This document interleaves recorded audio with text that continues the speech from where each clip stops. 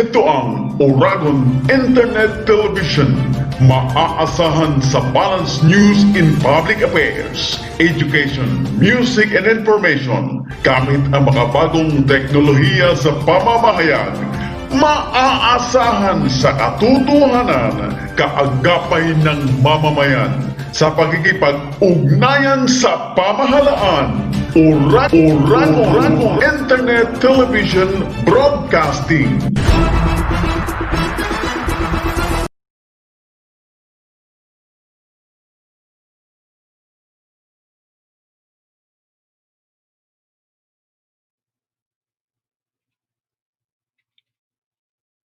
Magandang umaga po mga kaibigan. Welcome to our coffee chat. Ito pong ating coffee chat ay isang bahagi ng pakikipagbalitaan sa ating mga kababayan, sa mga newsmaker at iba pa. May kahalagahan po ang magiging pag-uusap ngayon sapagkat nagkaroon tayo ng pandemya at marami po ang nahirapang mag-adjust na bago ang lifestyle, na bago yung routine. Ang sabi, yung mga nasanay sa traffic, ngayon wala ng traffic sapagkat work from home. Pero merong mga pagkakataon na nagkakagulo sa loob ng tahanan sapagkat kung meron 3-4 katao na nagtatrabaho at the same time using the internet, ang away yung signal. So paano tayo mag-a-adjust? Ano ba ang sitwasyon? Meron pong isang grupo ng mga responsableng mamamayan. Sila po yung bumubuo sa World Association for Psychosocial Rehabilitation at merong Philippine chapter. We're joined today by people behind the group. Kasama po natin mga kaibigan sa araw na ito si Sally Domino Bongalonta. At magbibigay siya ng kanyang karanasan sa grupong ito na mayroong 22 taon na sa Pilipinas. Si Tita Cora Alma de Leon, na dati po namang chair ng Civil Service Commission at secretary ng DSWD, ay kasama rin natin. Si Dr.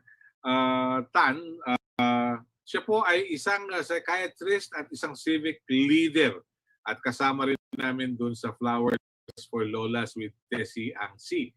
At narito rin po naman, kasama rin natin si Zel Gonzalez at meron pa tayong mga panauhin, I guess, from DSWD.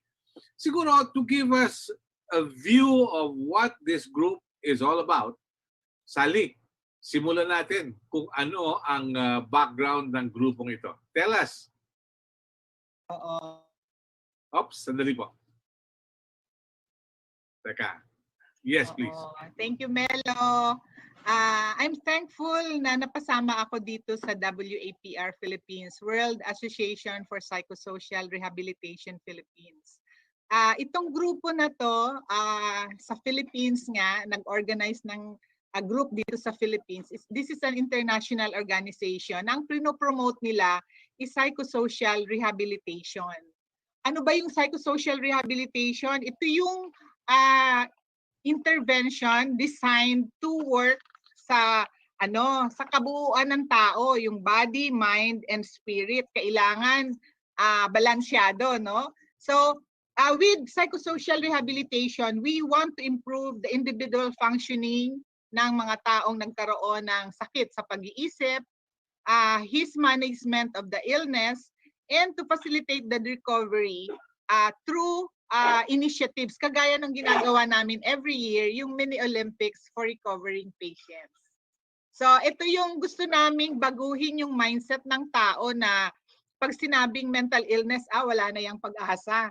So we want to prove to the community na may pag-asa ang mga tao na to at tutulungan sila at kailangan lang nila ng tulong. And we're just so thankful na finally in 2018 meron na tayong mental health law.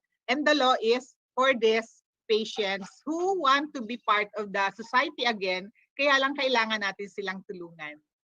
Opo. Ano po ang adhikain ng inyong grupo? Siguro si Tita Cora can tell us more about this. Yes. Madam Chair, Tita Cora, good morning and welcome to our discussions today. Ay, nakamute si Tita Cora. unmute ko. I'm yes. now okay? Yes, ma'am. Okay, I'm glad you asked me because in a sense, I am representing at least 3 people when coming before you. No? Unang-una, yung ating naging world president ng WAPR, si Dr. Lourdes Ignacio, who cannot join us today. Ang current president ng WAPR na si Lucy Lasso,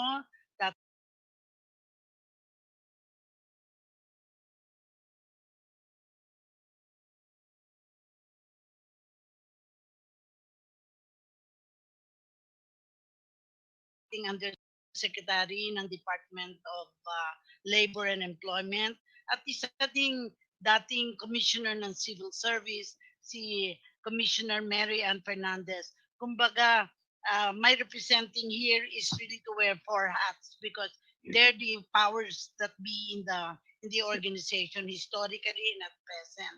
Pero ako, the reason I'm here is because I'm a member of a family that had a sister who got sick and got well. Ibig sabihin, hope for the future. Huwag matakot kahit matagal nang may sakit. Kasi I'm very public about it na nagkaroon ako ng kapatid na nagpunta sa Inglaterra, sa England, nagkaroon ng training, a social worker. When she came back, she was not well psychologically. And it took some time. Pero it took also the psychiatrist, Dr. Lourdes Ignacio, to get her back to normalcy. So ako magpapatotoo na pwedeng gumaling ang kahit na sinong pasyente given the necessary intervention of the medical and of course family intervention. Kaya I'm here to help support na ngayon na ang mental illness and pandemic, we must face the future. And naniniwala ako na with this dialogue, this should not be the only time we will do it. Kasi actually may conference kami dapat na hindi natuloy. At of course, meron tayong mini Olympics sa Sabado. I'm here to share my own thinking about how we can move forward because given the law, ay may puwersa na tayo para ma-implement yung batas na yun. Thank you very much. Thank you. Thank you, Madam. Si Dr. Tan Chot Siong is a psychiatrist. Tell us more, ano yung karaniwang sakit na ika nga nagaganap sa isang tao? Yes, Doc? Oh, yes. Thank you, Melo. Yeah, regarding the psychosocial rehabilitation, yung katulad ng sinabi ho kanina ni Ma'am, hello? Yes, please. Yes, oh, you're okay. Can you hear me?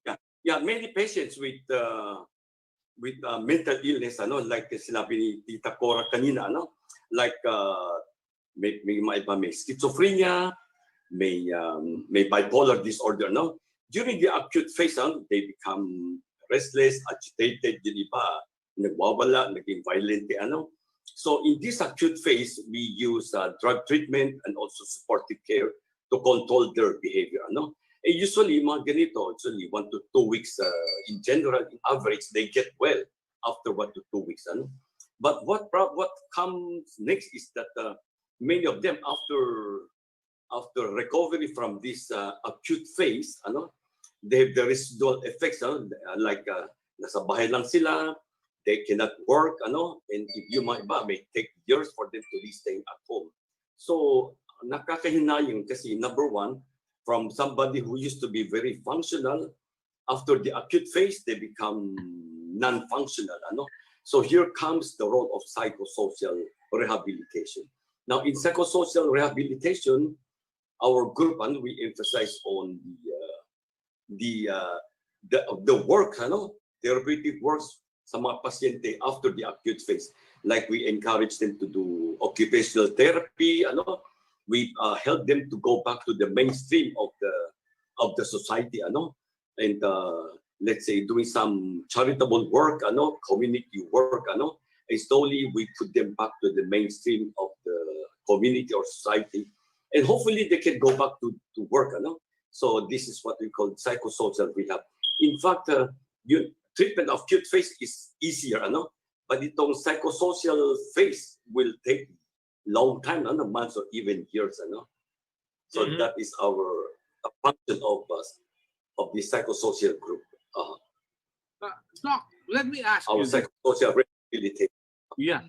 Paano malalaman ng isang tao na mayroon siyang karamdaman? Because definitely, when a person is told na may cancer siya, the first reaction is denial. Hindi pwede. Pero in the same manner, pag meron kang problema sa pag-iisip, how would you know if you have it? Doc? Oh yes, yeah, that's a very practical issue, very practical question. Ano? First, let's I'll try to answer it in this way. No? Let's say the common illnesses, like during this COVID crisis, COVID period, many people they cannot go out.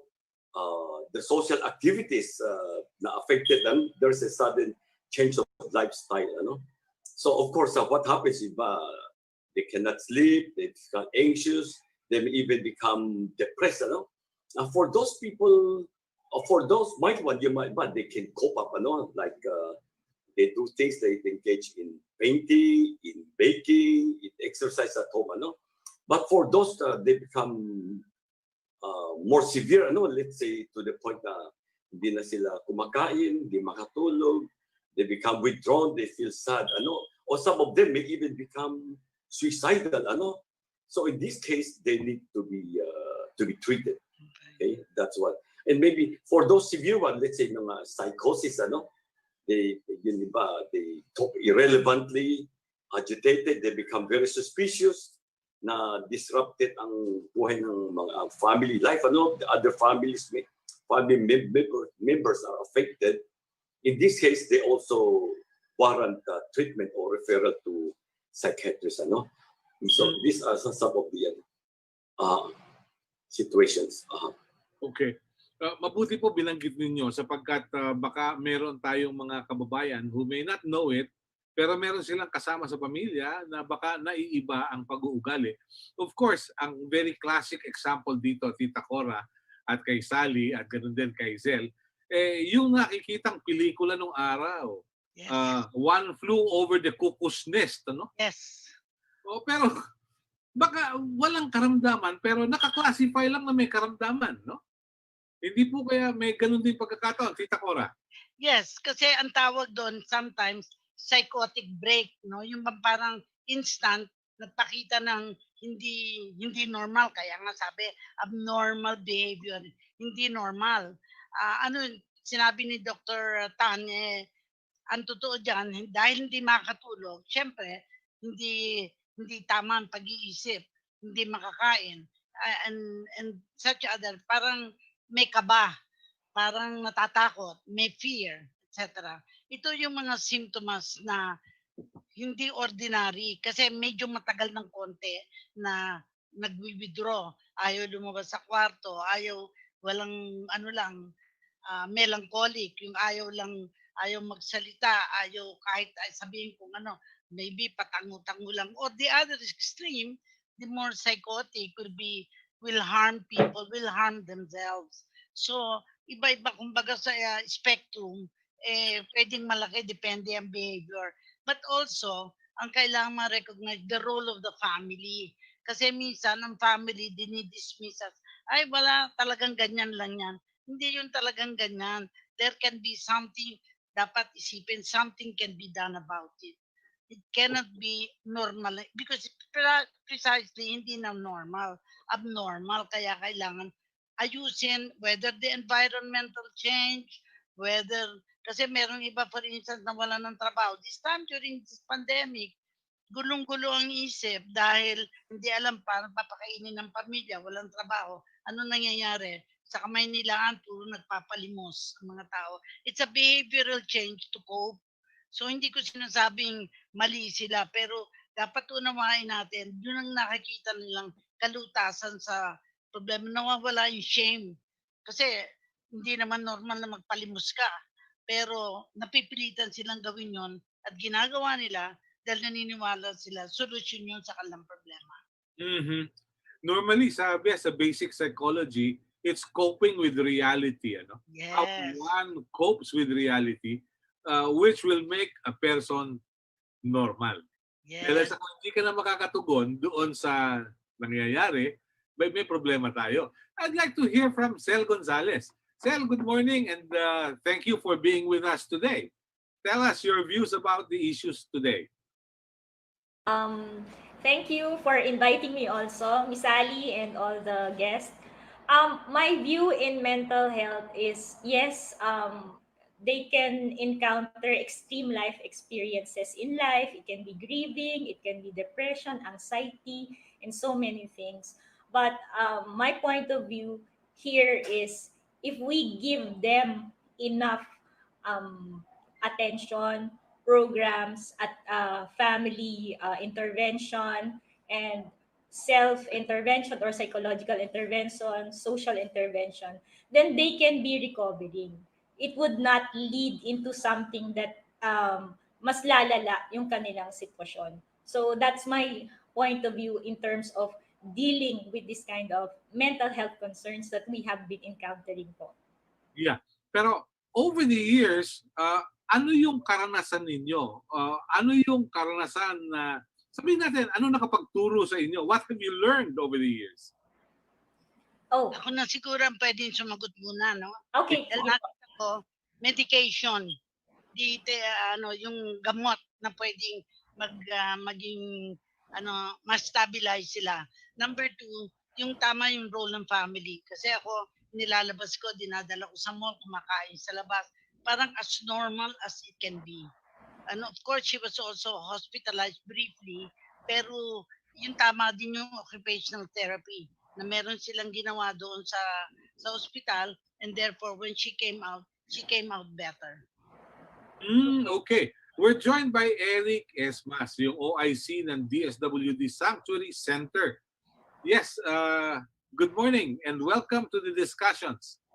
Yes, sir. Good morning and good morning to everyone. Teka lang. Yeah. Nawawala ko. Yeah, you're okay. Okay. Maliwanag. Welcome kay Ma'am Cora. I met her nung nasa JFC ako. Dr. Tan, si Ma'am Sally. Yes, hello. Hi. Good morning sa inyo. Thank you for inviting me. So we are here now at Sanctuary Center. We cater to women with improved mental health conditions. And we were introduced to the psychosocial rehabilitation process last 2017 by Dr. Benny Vicente ng National Center for Mental. Yes, please. So we can adapt the program for our clients. So what have you been doing lately? In terms of rehabilitation, we have focused the clients to 3 objectives. Number 1, help them restore self-care. Number 2, help them develop social skills. Number 3, and for those who can, we enroll them for employable work. Mm-hmm. Okay. And job placed 3 residents already. We were supposed to deploy 7 more this year, but due to the pandemic, the opportunity was limited. And one of the concerns right now is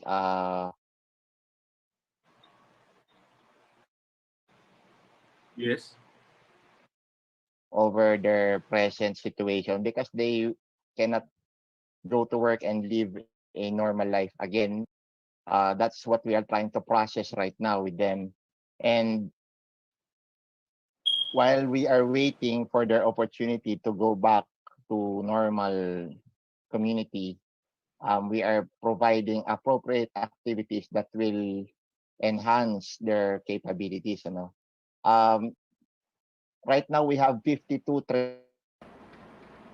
commercial baking, merong urban farming, there are engaged in beads and handicraft work.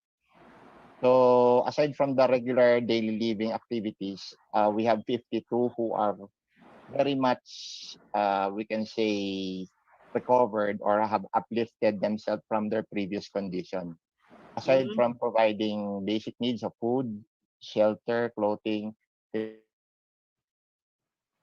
Okay. psychiatric check-up. Aha.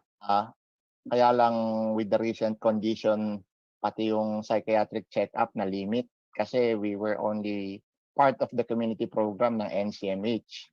So with the COVID-19 affecting NCMH also, limited na pati yung visit ng psychiatrist. So we are pursuing online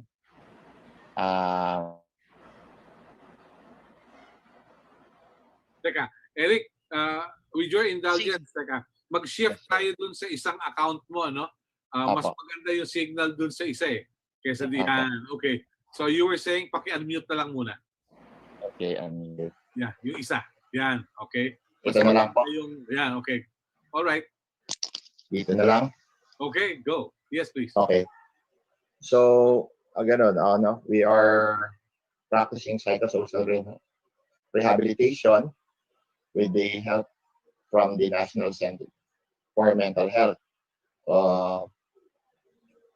Right now, we have at least 52 clients kinategorize namin sa level 3, meaning they are able to show proper self-care and proper social skills.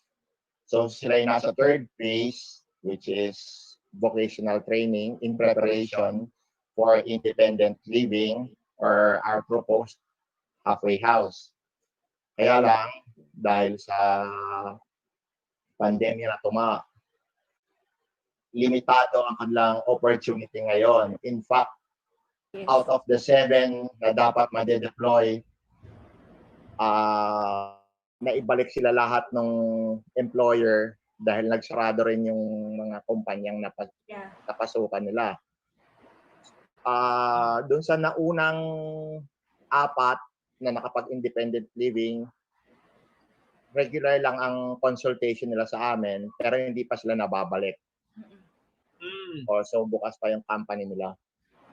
Ang concern lang is siyempre dahil hindi sila matanggap sa trabaho or makapasok, tumataas minsan yung anxiety level nila at nag-tendency to revert back dun sa behavior na hindi tama. Okay. So, maganda yung binanggit mo yan. Pero, Madam Cora, how do we deal with such reality na magaling ka na, maayos ka na, pero nagdududa yung posibleng maging employer? I will share my own experience. Alam mo, Melo, when I was a regional director, I was active sa National Center for Mental Health in the return to the families. Yung bang may program sila doon, parang preparing na pag magaling na, makauwi na. And I did that. I sent 72 tawag ko doon, recovered mental patient to my region 4, para to be able to continue to live in their homes normally. But the reality we had to contend with is wala namang gamot sa mga barangay health centers to continue their medication. Kasi hindi mo pwedeng ma-alex yung medication. In fact, I would see it as medication for life. Dahil yun ang nagbibigay sa kanila ng lakas para to cope with whatever tensions there are in life. So nakita ko na there can be no rehabilitation without considering yung aftercare na merong gamot kung saan man sila titira, provision. May capacity ang mga magulang, ang mga families na tulungan sila because medyo mahal din ang medication. Although meron namang injection nga na once a month yata, meron, I'm not that familiar anymore. Pero naniniwala ako, tama yung nang sinabi ni Eric dito na kailangan may preparation. Kasi ang nangyayari, hanggat hindi favorable ang condition ng employer to warrant na continuing placement ng mga ganong pasyente, pag nagka-problema, balik sa sanctuary. Kaya nga minsan, sabi ko, ang pangalan ng sanctuary, medyo ang ibig sabihin, bumalik ka dito kasi you have a sanctuary here. Parang wala nang pag-asa lumabas dahil nasa sanctuary. And that is true because I was able to refer somebody there na patient na talagang nireject na ng mga magulang, ayaw na Yes. talaga. Because she did so much wrong with the family, napadyaryo pa. So, ang option na lang doon is foster home care o kaya outside placement. And I saw that yung sa halfway home ng DSWD, 4 patients who were discharged lived in one apartment. They were working and they were parang independent living. Kailangan yun ma-prepare sila, independent living. Yes. Okay, that's good. So may pala naman, may pag-asa. Meron. Yes. Meron po. Ano ang factor ng family? I'd like to pose this question to all the panelists. Gaano kahalaga ang pamilya? Whether we like it or not, yung pamilyang Pilipino ngayon challenged because either the father or the mother or both parents are abroad, naiwan yung anak sa lolo o sa lola, na mahilig mag-tong-its, na yung pinapadalang pera hindi na ibabayad sa eskwelahan. I learned of schools na gusto nga nila, magkaroon na ng online na pagbabayad dun sa kanilang eskwelahan from the parents abroad para sigurado mabayaran yung tuition. Dahil sa pag hindi nakakabayad, ano nangyari sa pera? Naisugal ho. Yeah. You know, I'm talking of about 10 million overseas Filipinos, sabi nila. At marami nang umuuwi. Kung walang trabaho, how do you cope with that? This is the reality brought about by COVID. Pero sabi ng ilang mga sociologists at mga nagsusuri, long before the COVID-19, dysfunctional na yung ilang mga pamilyang Pilipino. Yes. Sino po ang pwedeng sumagot? Sel? Actually, sir, ang ganda nung advocacy nila Sir Eric, no, tsaka yung sinabi ni Miss Cora. Right now po kasi, I work in one Algon Place. It's a hospital resort and we have a school concept. Yung sinasabi po nila na nahihirapan sila kasi walang mga doktor, kailangan online na siya. And then, right now po, ang ginawa po namin, lahat po ng programs namin, ginawa po namin online. Meron po kaming family intervention online, meron po tayong counseling online, meron po tayong schooling online, para po hindi po matigil yung mga learnings ng pamilya, yung communication ng pamilya, yung mga programa ng mga kliyente. Ang tawag po kasi namin sa mga kliyente, estudyante. So lahat po yan, ginawa po namin dito sa resort ng Algon. Gumawa po kami ng fake community. Kumbaga parang nandito, meron po silang livelihood. Kung halimbawa mag-relapse po sila, pwede po silang bumalik dito and then go back to their, mag-training sila ulit, biopsychosocially. So, yun po yung pinaka-modern hybrid na ginawa po ng One Algon Place para hindi po matigil yung service. Kasi pag natigil po, I agree po sa sinabi ni Ms. Cora at saka ni Sir Eric, na kapag natigil, kahit sila mismo, yung hopeless na yung mga health workers na walang magawa kahit ano yung gusto nilang tulungan yung kanilang kliyente. So right now po, marami pong interventions na pwedeng gawin online. Kaya yan po yung naisip namin dito sa Algon para hindi po talaga matigil yung interventions na kailangan ng isang taong may mental health problem. Okay. Sally, from the faith-based group, anong papel ng simbahan? Unmute muna. Okay.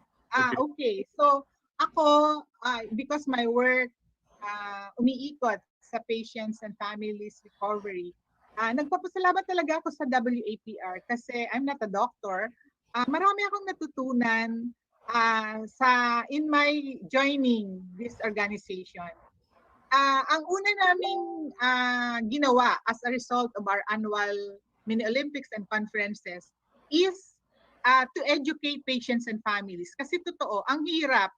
Kasi magaling na yung pasyente, uwi mo sa bahay, pero hindi ready ang family. Yes. Anong mangyayari? Babalik uli sila. And that's not psychosocial rehabilitation if we really want to make this work. Kaya ang una namin ginagawa is once patients are scheduled to be discharged, nagkakaroon ng mga psychosocial ng psychoeducation. Ito yung nagawa ng isang family support group namin sa PGH Ward 7 na we have a very strong family support group na ang mga patient dito are they are able to to accept the illness kasi real yung sakit eh.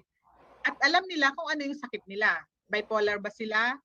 Schizophrenia ba yan? Personality disorder ba yan? So, alam nila anong symptoms neto and how can you cope. So with this, ito yung naging ng WAPR to encourage institution to organize family support groups para ma-educate sila. So, ay importante yung sa psychosocial rehabilitation, we stress the importance of medicine. Kasi kung sinabi ng doktor na kailangan mong uminom ng gamot to address the symptoms, you have to comply with the yung gamot. And kung kailangan mo pag magaling ka na, kailangan kang i-prepare sa rehab, andun yung mga occupational therapists, to help you with skills training until such time na alam mo na kung ano yung skill na pwede mong magamit when finally you are discharged. Makatulong ka sa family and hopefully sa community. Kaya natutuwa kami dito sa not just the annual conferences but also this mini Olympics for patients because we want them to, sabi nga namin, out of the shadow into the sunshine para makita nila na hindi na sila mahiya sa kanilang sakit. Yung stigma ma-address na. Kahit na sabihin na sila ay nagkaroon ng sakit sa isip, hindi na sila devastated ng ganon. Natatanggap na nila and I'm so thankful na this time in this advocacy, nakaka-invite na ako ng mga patients to talk about their journey with mental illness. Kaya ang dami din when they talk about their story, when they share their stories, ang daming ganun ba yun? Ang sakit pala na yun ay pwede pang gumaling. Yes. So this is very challenging for us at WAPR. Kaya siguro given the strength, itutuloy namin itong mga ginagawa namin to tell the community na welcome them back. Kagaya ng mga prisoner, di ba? Sa mga kailangan din bigyan sila ng pagkakataong makabalik uli sa society as normal person. Good. Kung hindi mo sila i-welcome, babalik uli sila sa hospital. And this we don't want anymore. Kasi may magagandang gamot na pwede na silang maging normal uli. Good. Dr. Tan, let me ask you. There is this tendency among people to have this messianic complex. Malapit na naman ang eleksyon. Pero anyway, this is based on science and medicine. How would you distinguish a person na merong messianic complex o messiadic? Baka messiad, sabi nung ilan. I don't know, Doc, how you react to it.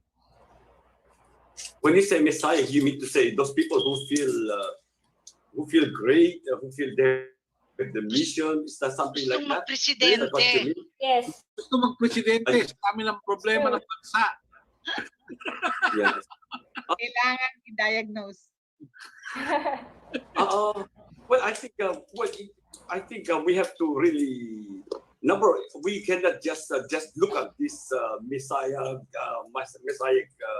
thing, we have to evaluate the patient in totality, Okay, well, some people really, they have this, people who are in good state of mind, they really have this idealism to save our country, But however, if let's say, if we look at them, but we have to also look at other aspects of the mental status, If let's say, if there could be some other signs and symptoms of abnormal behavior, on top of this messiah type of thinking, So in other words, we have to look at the person in totality before we can say whether his thinking, this kind of idealism is really realistic, part of his same way of thinking, or it's part of the psychotic, part of the so-called delusion of grandiosity.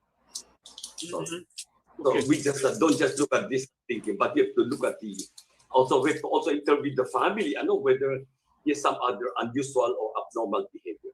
Yeah. May binabanggit si Madam Cora, si Sally, at ganoon din si El. Yung medication, yung gamot. Pero if I am a very poor man, and my family cannot afford my medicine, what will happen to me? Will I go generics? Doc? Yeah, okay. Well, I think that's again a very realistic question, you know. Yeah, this is the medical economics, you know. Yeah, many of the patients is too many of the patients they really have difficulty with finance. Okay, and one good thing is that I like in mental hospital and also like something somewhere in whose areas, you know, they are able to buy medicine, this antipsychotic medication at very antidepressants at very low price, okay? Even much even lower than the usual drugstore. So this is a kind of public service, you know, by our government hospitals. Melo, meron din akong And of course, i-share. there are really some people who are really very poor. Talagang we are really sorry to say, those who are really very poor, they are really deprived of the chance to be treated. That's why we also need the help of these NGOs and other kind-hearted charitable institutions to help us. Okay. Yes? Gusto ko lang natutuwa ako kasi minsan napupulaan yung gobyerno. Pero ang masasabi ko ngayon, nagpapasalamat kami kasi we were able to really get help for medicine for indigent patients namin. Nakakakuha na sila ng 3-month supply. They have to produce yung mga requirements, 3-month supply of free medicine from the Medicine Assistance for Indigent Patients, yung MAIP program. Dito, kailangan lang talaga i-certify sila ng social worker na they are indigent, no? And kailangan recent, they have this abstract that will tell the MAIP office na sila nga ay undergoing treatment at ito yung mga gamot na kailangan nilang i-take, because pag hindi talaga sila uminom at kailangan yon, tendency is babalik sila sa kanilang sakit. Kaya kailangan makita ng gobyerno na like the mental health law now, gusto nating i-decongest ang mga mental institution so that kailangan may gawin din tayong tulong. But definitely, we don't want this to be abused. Kailangan talaga mapunta ito doon sa mga tunay na nangangailangan. And I can say, sa Alliance of Filipino Families for Mental Health, naka-refer na kami ng mga patient. Siyempre, ni-screen din namin kasi ayaw namin mapahiya doon sa MAIP. Na-refer ng Alliance, yung pala, pwede naman. So we make sure that they really are indigent and they have the certification from the social services, and ini-endorse namin sila. Kaya nakakatuwa. Ang kasi namin, ang mga patient namin noon nung wala pa itong MAIP program na to, and there's also another one, the Medicine Assistance Program of DOH. Ang ginagawa nila, because they already are aware of their illness, alam na nila ang sakit nila, alam na nila pag hindi sila uminom, babalik ang sakit nila. Nagtatawagan sila, Tita Cora, sa family support group. Pwede bang manghiram ako ng gamot kasi wala pa akong gamot? So naghihiraman sila, nagtutulungan, Tita Cora. I feel so very good to see this patient na gumagawa ng paraan para sila magkaroon ng gamot. And sila din, talagang they honor their word na binabalik din naman nila. And at natutuwa din ako kasi kahit papano lalabas sila, maglalabada sa neighbor para sila magkaroon ng pambili ng gamot. So these are initiative pag ang mga pasyente talaga nire-realize nila na kailangan nilang tulungan ang sarili na, and they should not be dependent on anybody if they can do it. So ito yung gusto namin i-sustain at tulungan. Kaya napakaganda pag maintindihan ng community, maintindihan ng mga agencies in the government na itong mga tao na to, pag tinulungan, malilesen ang economic burden later on kasi sila magiging productive. Melo? Yes, ma'am. Ang take ko naman dito kay Sally, you speak of medicine. Panahon na para pag-aralan natin kung ano yung mga indigenous na pwedeng gamot na ma-develop. Kasi nandun si Dr. Hamilton, I remember Senator Johnny Flavier pushed for, of course, earlier on was the generic law. Pero beyond that, yung ethnic sa atin na pwedeng makatulong, kailangan siguro we need research from the Department of Science and Technology technology para ma-push natin ano yung alternatives to the medicines that are produced not in the Philippines but abroad and for which we are paying high prices. So panahon na para tinin anong alternative dito sa medication na to. Olanzapine, and then whatever. Ang challenge siguro dito sa akin ay sa health sector din. Natingnan kung anong alternatives. Kasi nakakatuwa na nung I remember the time na sabi isang injection lang, 1 month na yon. Yeah. Talaga? May ganun? Yes, yes. Wow. Even in the health center na ma-maintain nila ang kanilang health. But yun ang future na nakikita ko na kulang pa sa atin. Okay. And I look forward to that na ang mahirap, hindi sasabihin, kasi pag mayaman may gamot, pag mahirap, kamote na lang, o yung mahirap yung, they deserve to be there. Yeah, kasi they also deserve the highest, the best na we can give to these people. Pero sasabihin kasi unproductive naman yan kaya pwede na lang. But we can still do some research. Yes, I can only agree. Oo, totoo yan, Tita Cora. Kasi pag palagi silang consistent sila sa kanilang consultation with the doctor, eventually yung gamot nalilesen. Yes. Kaya dito ngayon papasok yung ina-advocate namin ni Dr. Tan. Yung Trina therapy, yung traditional medicine na nakakatulong kasi pag masakit ang ulo, na feeling depressed, pag yung Trina therapy, massage therapy, nakakatulong sa kanila para mabawasan at hindi na uminom ng gamot. And that's why I'm also thankful to Sir Eric dahil pinopromote na nila ngayon ang care farming. And this is also one of the intervention na inaano namin sa WAPR, yung Psychosocial Intervention Initiatives, care farming, tapos yun na nga, yung traditional medicine.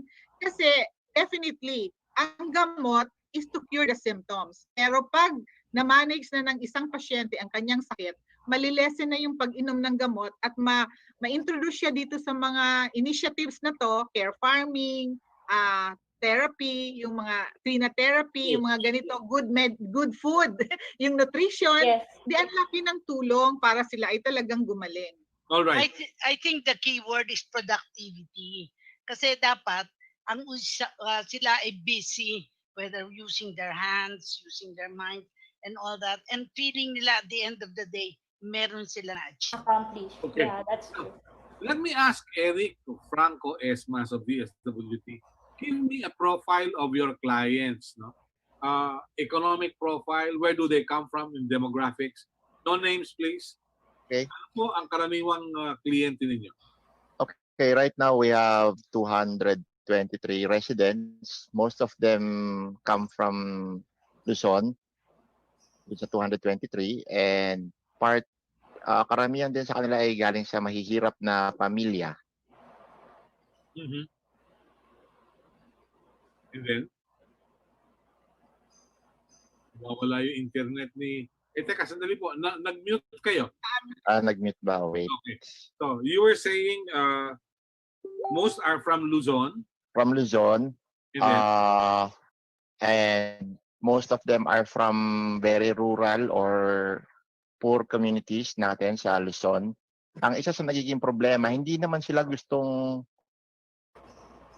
kaya lang napapabayaan dahil sa mayroong mas may pangailangang inuuna sa pang-araw-araw, kagaya na magtatrabaho, mag-aalaga ng anak, minsan naiiwan yung pasyenteng mag-isa. Kaya sila naglalakad papuntang kalsada. May isang case kami, nilakad niya mula Samar, nakapunta siya ng Luzon. Nilakad lang daw niya yon at nag-hitchhike lang siya. Hindi naman dahil sa pinabayaan siya nung pagkakataon na mabantayan siya. Wala rin naman masyadong pagkakataon sa kanilang lugar dahil common na ginagawa ay farming. So kapag hindi sila nakakasama dun sa productive work, naiiwan sila sa bahay. So yun yung kadalasang nagiging problema ng mga residenteng napupunta dito. Meron din kami mga residente na mga may kaya pala, no? Totoo. Na kayo? I-mute po ba? Nag-auto- Ayan, ngayon, okay na. Okay na po. Okay. O, meron po kami mga residente, naging residente na talagang mayaman sila. Nagkaroon lang ng pagkakataon na hindi nagkasundo, naiwan ng anak, napabayaan, so hindi naagapan yung simptomas. Kaya tumawid siya doon sa sinasabi. Wala ka na naman. Okay, sandali po. Nawawala. Okay. Yan, Yes. Okay na po. So, may kakayahan pero napabayaan at napagkakamalan na mahirap, gano'n. Kaya lang siya napagkamalan ng Oops. Yes. Wala may eh. mga instance na ganun. Actually, Melo, yan realidad na yan sa mga mayayaman, itinatago. Kasi kahiya-hiya. That's not only in the Philippines, miski sa abroad. Yung mga mayayaman sa Singapore kapag merong That's true. anak, nilalagay sa ibang bansa. Because parang wag alam sa kalambayan na meron silang kapamilya na gano'n. There is still stigma. Hindi natin sasabihin sa Pilipinas lang meron yan. In other countries, meron din yan, tinatago. But I think ang difference, and I think we should learn from the advanced countries na may mga ginawa sila. My field work when I was a student at Catholic University was at St. Elizabeth's Hospital, a federal hospital. They had over 1,000 malaking pasyente. That is already closed. So nagbago na rin ang pananaw ng Amerika tungkol sa mga having federal hospitals, yung malalaking na nakakulong lahat. Parang kulungan ang mga pasyente, yung psychiatric patient. Ngayon, they must be in the community. Sana nga in every barangay merong bahay na in the meantime may pwedeng matulungan sila, nakakalabas. Parang moving door, hindi palaging nakakulong doon, pwedeng lumabas at matulungan. I dream of the day na in every barangay merong facility na gano'n. Okay. I do recall during my younger days, and that's a long, long time ago, sa Bicol, karaniwang nakakarinig ng balita na uminom ng lason. Yeah. Ang paborito Thiodan, yung herbicide. Anong dahilan? Basta, nagpatiwakal. Pero nobody came with a study. Ano nangyari? Bakit nagkaganon? What factors led? Siguro, baka mahina lang yung puso niya dahil nag-break sila ng girlfriend niya o ng boyfriend niya. And ganon. Hindi ko rin nalaman kung yung extreme poverty would be enough to drive one to commit suicide. I don't know whether there's an empirical study to find out ano mga dahilan nito. Kawalan ba ng emotional quotient? Ano ba? Dr. Tan, please, your thoughts about this. Yeah, I think taking this mga ganitong mga corrosive substances, yung mga ibang detergent, yung mga tablets, these are all forms of suicidal behavior, lalo na sa atin since tuberculosis is a very rampant infectious lung disease, maraming pasyente na they overdose themselves with the anti-tuberculosis medication. Well, I think suicide, the number one cause ng suicide is depression, that's number one. And of course, in some cases, the suicide can be secondary to psychosis, like yung mga ibang may schizophrenia, may naririnig sila, minsan yun ang utos ng hallucinatory voice, ang inuutos sila, inumin mo itong lason, or you go to a high building and jump down from there, from the building, from the bridge, so can be depression, can be psychosis, so these are the most common causes of suicide. Okay. Of course, yung mga iba, may family problem, love problem, professional and other things that can cause suicide. Okay. May isa pating factor, kakulangan ng health services. kakulangan ng psychiatry, psychology. Parang feeling ko hindi masyadong na-enhance yung maparami. Hindi ganun karami yung mga nakakapasa sa board exam will go into psychiatry. Parang feeling nila it's a different field. It should be broadened kung maging community health ang siguro mababago kasi talagang si 600 plus lang yata ang psychiatrist natin to of course 120 million population. That's not a good sign. Yeah, I can understand that. Yes, Magdadagdag din, Melo, oo. Kasi ang tao may tatlong basic needs, di ba? Una yung physical needs niya, yung food, clothing, shelter, kailangan ma-provide yon. Kasi pag hindi, magkakaroon ng problema.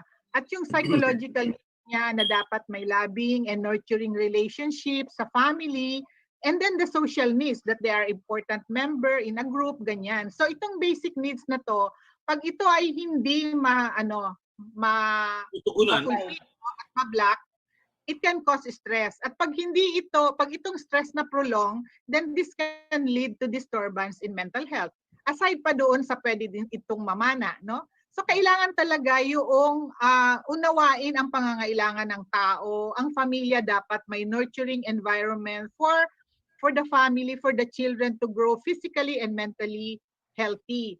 Tapos yung affirmation na importante ka, mahalaga ka, di ba? Ito kasi yung mga needs ng tao na nakakalimutan natin ngayon with the worldliness of life.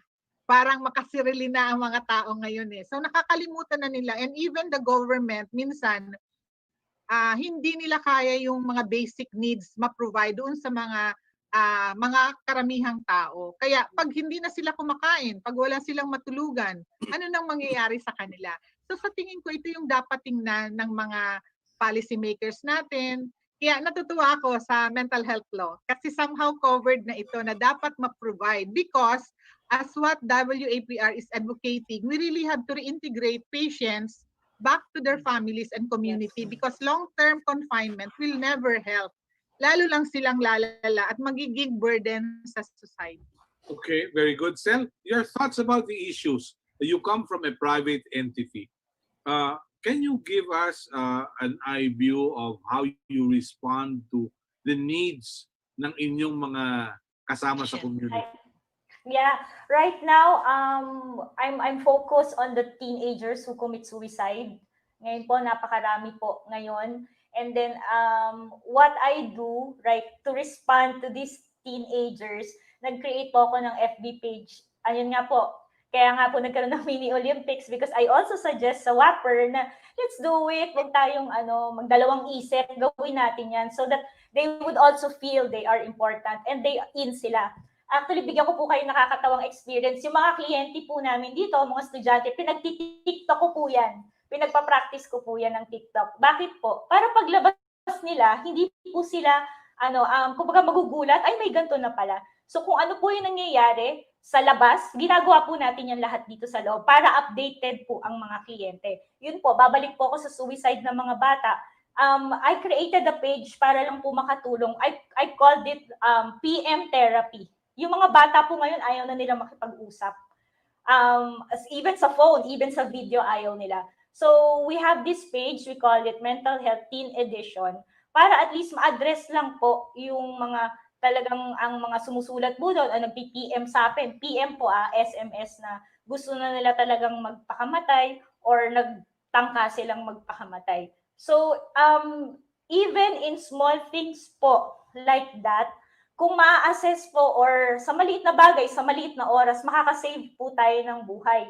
Like doon po sa page namin, nakasave po kami ng mga 35 na na-refer po namin. 35 mga bata, 11 years old hanggang, meron nga po hanggang 25.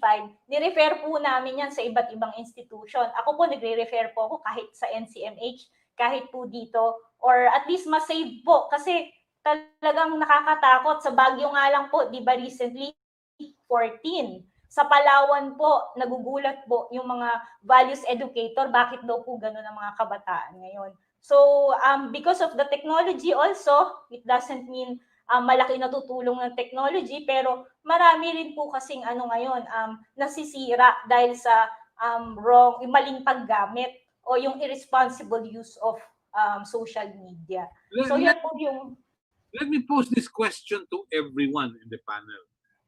I've heard of stories na merong mga kabataan who would go out of their way to the point of selling their bodies just to acquire the latest cell phones, just to have the latest iPads.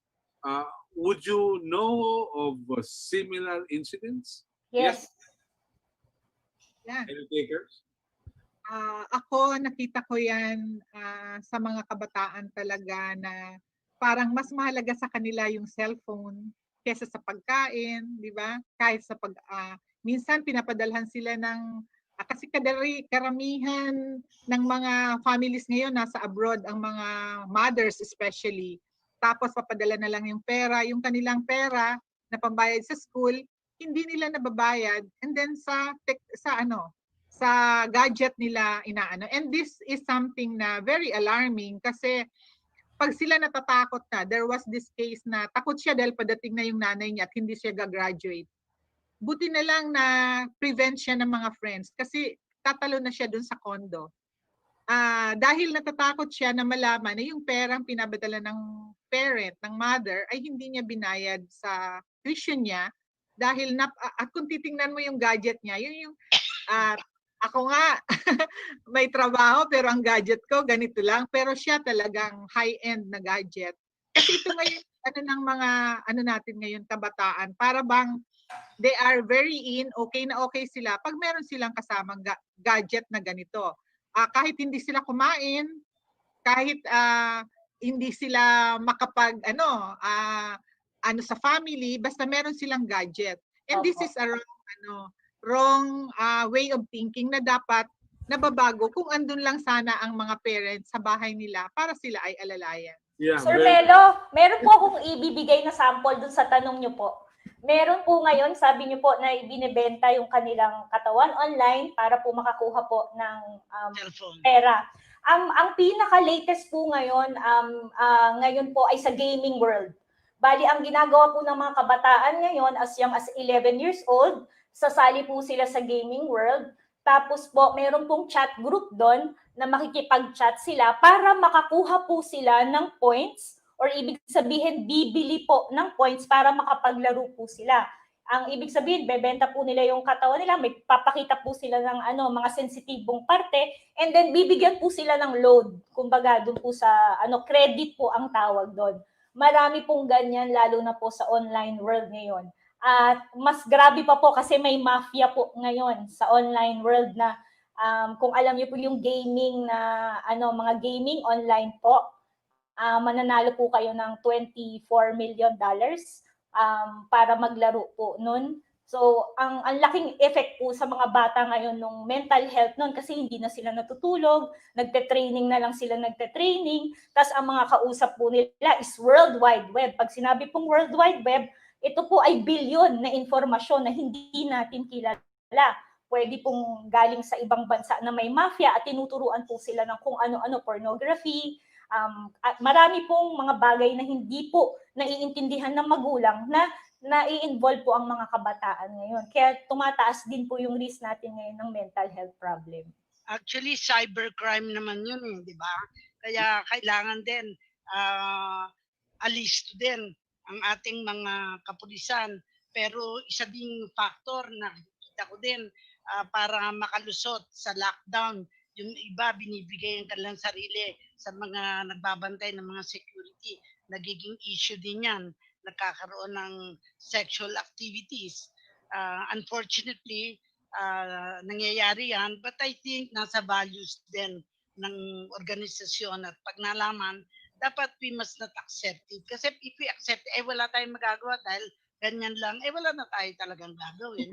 It is better to have, and I think gusto ko nang sabihin, ang positive note naman na lockdown sila yung mga families na strengthen ang family relationship.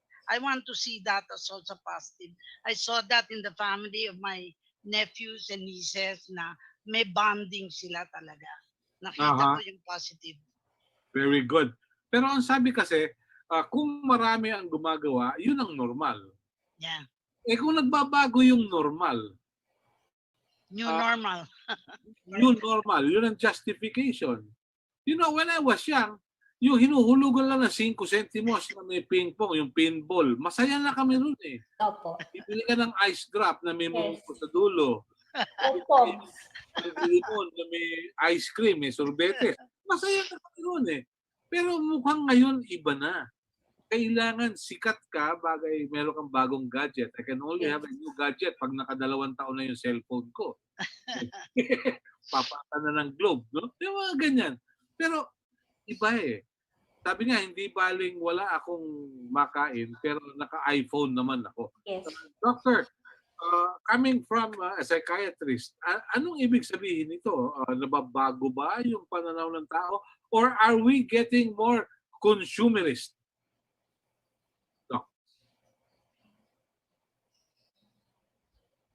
Teka, nakamute po kayo. Yes. Hello. Yes. We are talking about this gadget, this iPad, tablets, and also the selling of the body, sensitive part of the body in exchange for something, everything boils down to values, to values. Nowadays, the children, not only children, in general, the people are more materialistic. People are materialistically oriented. So as the advocacy of the Ma'am Lucy, the Sally, she's with the Family Alliance. So actually, the mental health starts from the family, from the house. So at home, we have to emphasize the values of spirituality, the values of biblical teaching. So that is, I think that's one important thing. And also regarding the use of gadget, ideally, the start of this of the computer, this gadget, should start at the age of 5 or 6, not earlier than that. Even though at the age of 5 or 6, it's still way to regulate them. If you don't regulate, the children can navigate those bad places. So Yeah. I would say that the family is Okay. family, the education of the parents on education, that is something very, very important at the start, at the beginning of the psychological well-being of a child. So, now, maybe I'd like to share with you something. Earlier, si Tita Cora mentioned about spirituality. I would like to also I would like to say that spirituality is an important part of psychosocial rehab. In fact, the issue of spirituality is even mentioned by WHO. Okay? Before years ago, maybe many years ago, for WHO, the health only pertained to physical health. Later on, they moved to mental health. Now they even mention about spirituality. So that's just the spirituality is very important part of our health in totality. Now I also got earlier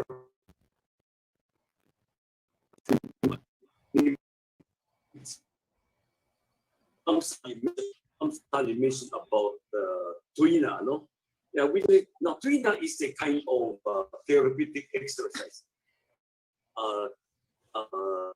Therapy, based on the traditional Chinese medical philosophy. Now we'd like to share with you now. Yes, Doc.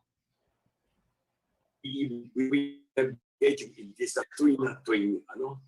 And one example is that last year we had a training. We had a series of 2 trainings in this Tuina or therapeutic phase. And in one of my medical missions, we had a monthly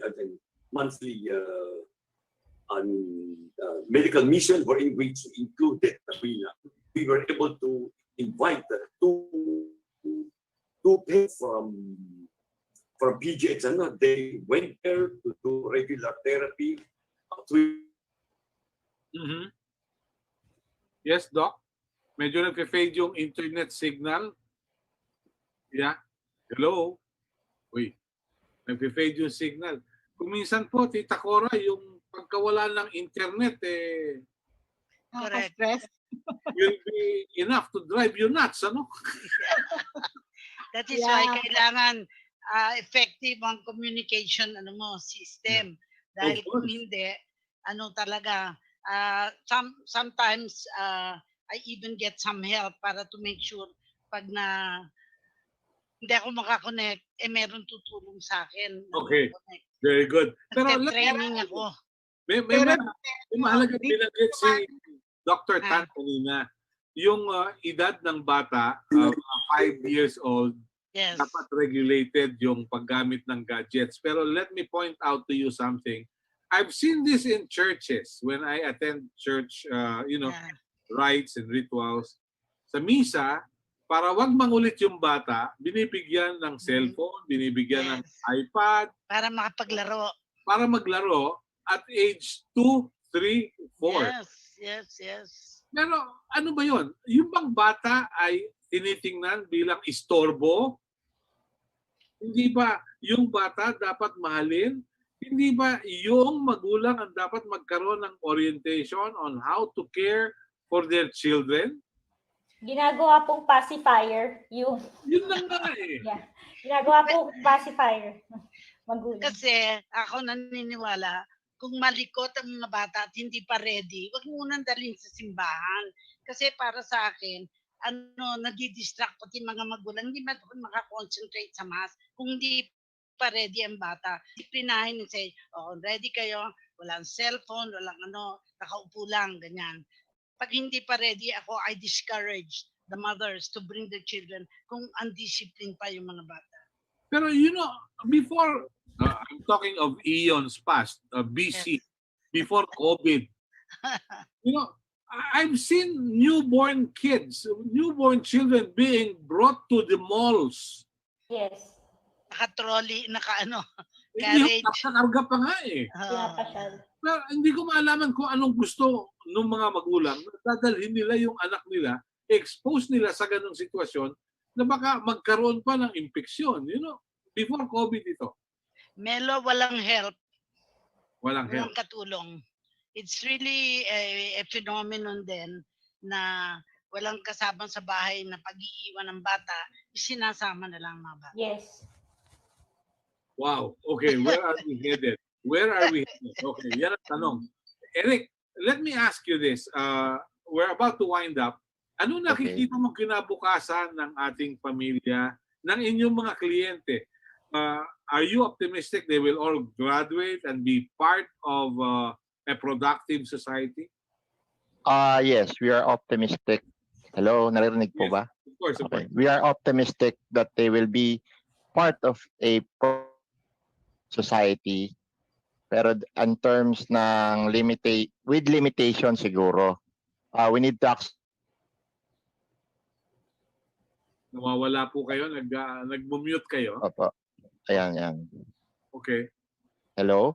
Yeah, so you said Okay. something limited or what? Limited yung kanilang productivity, pero at least hindi sila totally dependent. Now, we also have cases na kaya nilang makabalik or maiangat yung sarili nila, maibalik sarili nila sa recovery phase, yung normal na buhay kung saan sila ay nakakapagtrabaho, kumikita, at mayroong paninindigan at kaalaman kung paano i-maintain o i-regulate yung mga simptomas ng kanilang sakit. Siguro naka-angkla rin kasi ako. Paki-unmute muna. Nawawala. Yeah, okay. Ayan. Siguro po kasi naka-angkla rin ako sa profession namin na social work. We believe in the inherent worth and dignity of all men, of all human beings. Kaya po, we are very optimistic sa aming ginagawa that clients or residents we have here will become productive members of society in their... Yes? Nag-mute na naman. Teka. Oh, ayan na po. Yan, Yung connection kasi, okay. Alright. In their own ways, they will become productive. Yung limited yung dependency sa ibang tao na po. Okay. So yun po, we are very optimistic. Ilan po yung empleyado ninyo, Eric? Sa ngayon, ang working with residents ay nasa ano po, 42. Ang total staff complement namin ay 50.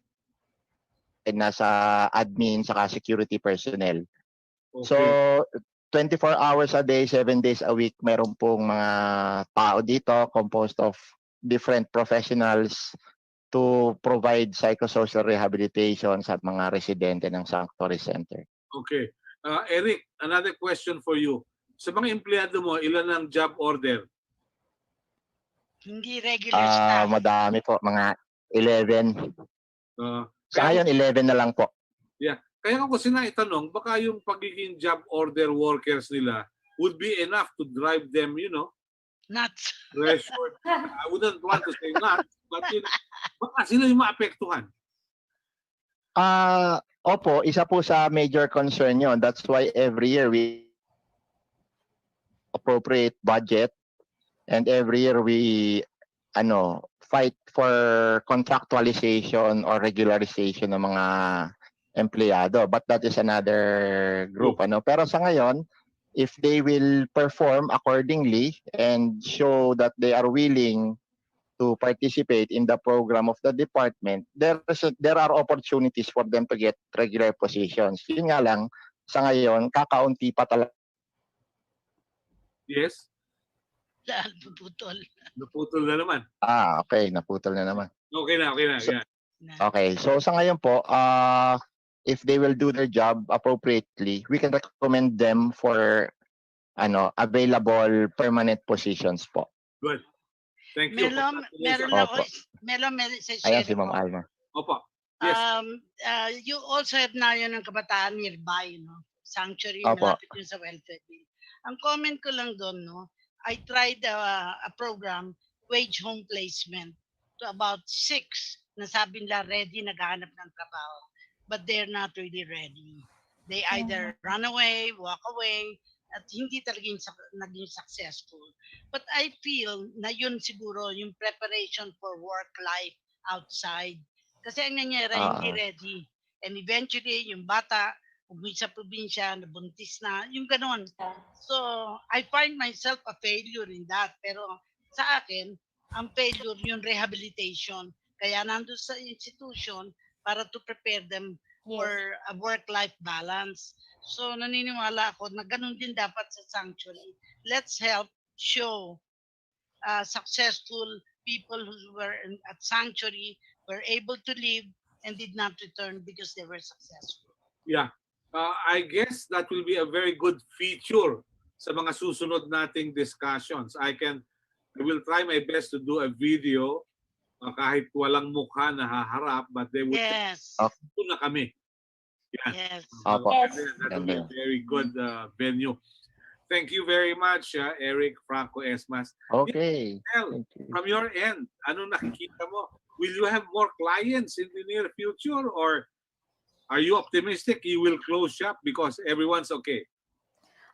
Actually, sir, I'm very optimistic. We have been existing for 16 years, and I'm happy that we are in line with what WAPR is doing. We have handled priests, military, mga health worker na talagang nag-breakdown because of mental illnesses. And now, they are now helping the community. So I'm very optimistic po na if you give them, if you touch their lives and provide the necessary things they need to help themselves and help other people, gagaling din naman po sila. Pero do not expect yung sobrang miracle na talagang perfect. Just find something na they will be happy doing and they will be worth it. Kahit ano pa yan, kahit mag-prepare lang ng sandwich, kahit lang magbigay ng tubig, mag-plant. As long they are productive, then we can make a change and we can touch them in our own little way. Pero meron kayong mga militar, meron kayong mga pare. Wala pa kayong politikong naging kliyente dyan. Ilan po gusto nyo? Marami po. Marami kasi. Ay. Sabi na, ganyan. Anyway, Apa. thank you very much. And Sel, siguro you can invite us one of these days to your place if it is. Sure. We can do live streaming here po. Okay, good. Very nice. Thank you. Okay. Siguro, Sally, ano yung activity bukas? Sige nga. Yes, oo. Bago tayo Ito yung ginagawa namin para sa mga patients to give them an opportunity to enjoy out of the facility. Yes. Kasi welcome sila eh. Sabi nga ni Doc Tan kanina, madali ang psychotropic medication. Kasi pag tamang gamot, gagaling sila. Ang pinakamahirap is the aftercare. Kasi kailangan mong masustain ang recovery. So, with Psychosocial Rehabilitation Program, which Mini Olympics is one of them, dito namin tinutulungan ang mga facilities na magkaroon ng opportunity yung patients from different facilities na magkita-kita. Unfortunately, COVID ngayon. Akala ko nga wala na kaming Mini Olympics. Pero itong si Sel, kinulit ako, Ma'am Sally, pwede namang virtual Kaya nakakatuwa yung mga challenges na ginawa. Ang host namin for this year is DSWD Sanctuary. Kaya we have 5 challenges and nakapost yun sa Facebook. Nakikita nila na, these are the patients. Meron silang painting, meron silang making of the PPTs, di ba? 5 yon. And tomorrow, it will be awarding doon sa best, yung mga challenges. Kaya with this, nakikita namin na these patients look forward to this every year. Kaya hanggat maaari, ayaw naming mahinto. Because here, nakikita nila na they are part. Sabi ko nga, yung 3 basic needs of man, yung ma-feel nila na they are part of a group, na they are, their needs are taken care of. Nakikita nila na may pag-asa pa sila. So these are the things, sabi nga ni Sel, magwalis. It's enough for us to feel na we were able to do something for these people. So ito yung nagagawa namin every year na sana makita ng mga family, na community, na hindi lang pag-inom ng gamot.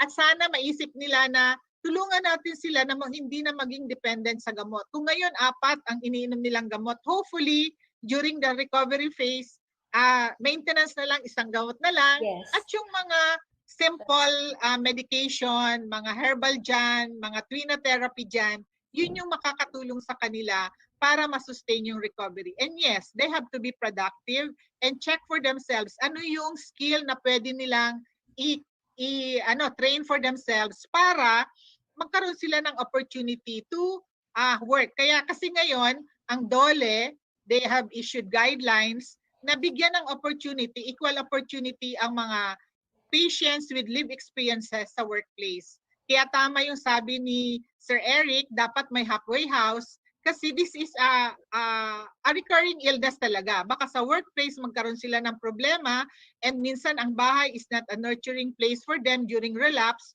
At least may halfway house na pwede sila doon magstay for a few days and then back to work. Kasi may mga ganitong program in other countries na talagang pag they feel they're not okay, they go to that parang retreat house setting, parang halfway house, and in a few days, back to work.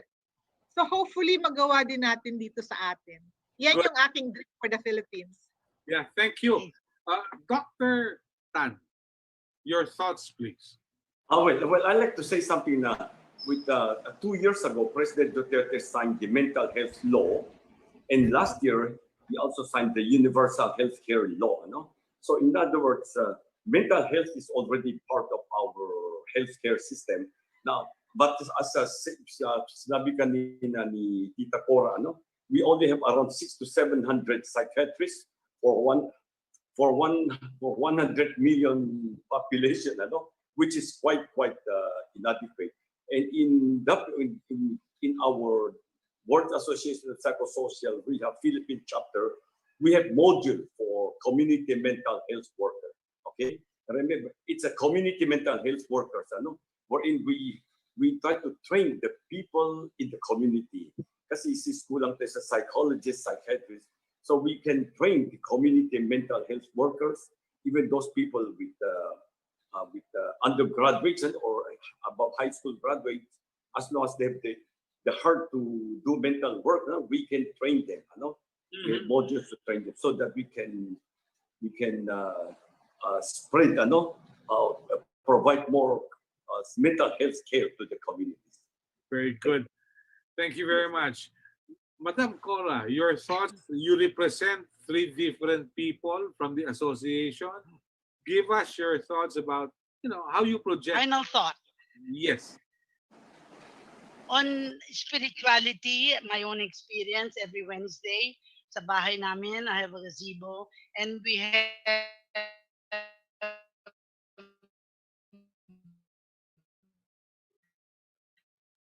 Yes. and we really pray the entire novena. It's about an hour, and my sister is involved there. She's already blind, but we continue to pray. So I want to end with that note na we should never stop believing that we can move mountains, that we can face a new world. Dapat nasa atin yun. It's all in our hands because we must dream big dreams, for the dreams of today will be realities of tomorrow. Maraming salamat.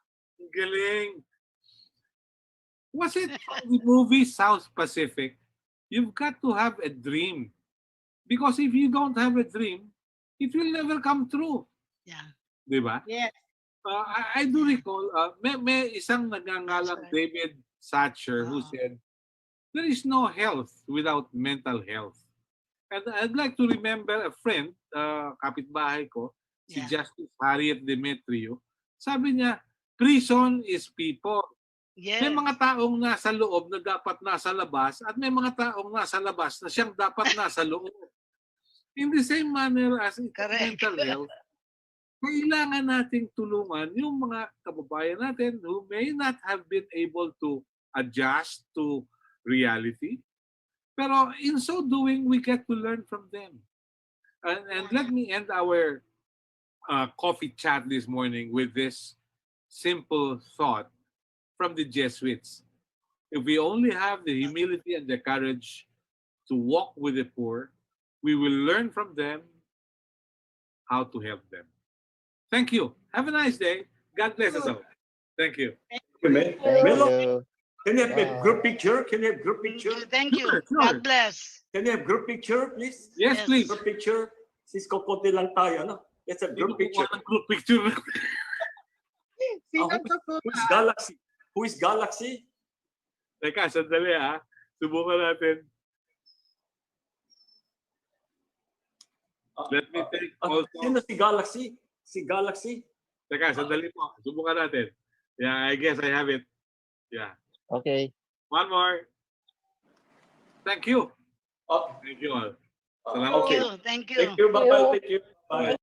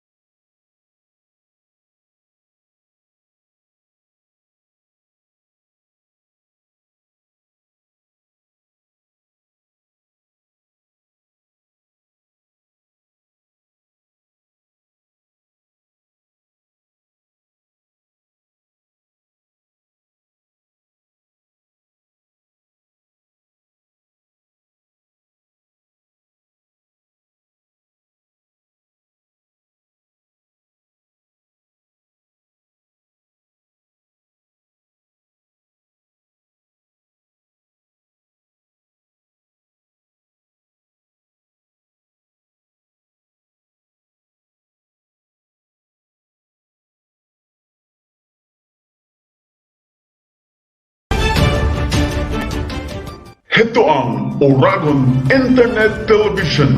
Maaasahan sa balanced news in public affairs, education, music and information gamit ang mga bagong teknolohiya sa pamamahayag. maaasahan sa katotohanan, kaagapay ng mamamayan sa pagkikipag-ugnayan sa pamahalaan. Oragon Internet Television Broadcasting. Ladies and gentlemen, we now conclude another day of broadcasting activities. You have been watching to this virtual broadcast station, Oragon Internet Television Broadcasting, a commercial non-stop virtual broadcast station through Facebook and YouTube. Registered with business name number 1909782 by the Department of Trade and Industry, and authorizing to operate until July 2, 2025. Oragon Internet Television Broadcasting is now signing off.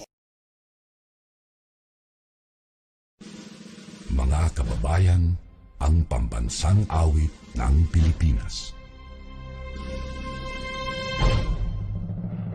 Kayang magiliw, ewan sa silanganan, alam ng puso, sa dikit mo'y buhay. Lupang bihirang, tuyang ka ng magiting, sa mandulupin, di ka pasisingil, sa nagatang tulong sa simoy at sa langit mo pag